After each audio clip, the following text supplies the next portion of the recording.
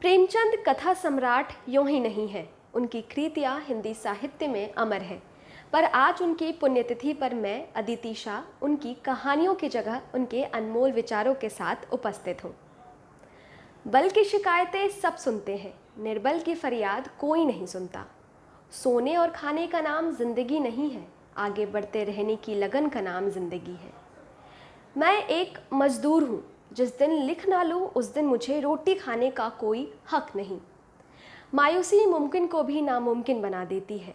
माजी यानी कि अतीत, चाहे जैसा हो उसकी याद हमेशा खुशगवार होती है।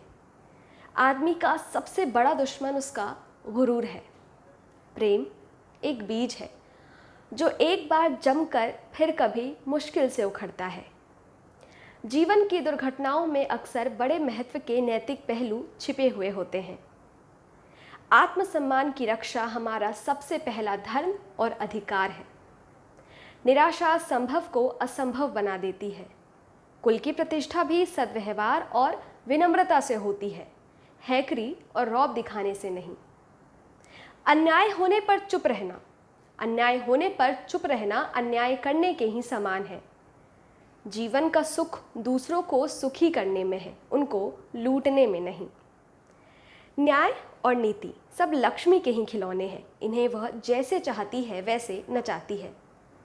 संतान वह सबसे कठिन परीक्षा है जो ईश्वर ने मनुष्य को परखने के लिए गढ़ी है। आलोचना और दूसरों की बुराइयां करने में बहुत फर्क है। आलोचना करीब लाती है और बुराई दूर करती है। क्रोध, क्रोध मौन सहन नहीं कर सकता। मौन के आगे क्रोध की शक्ति असफल हो जाती है।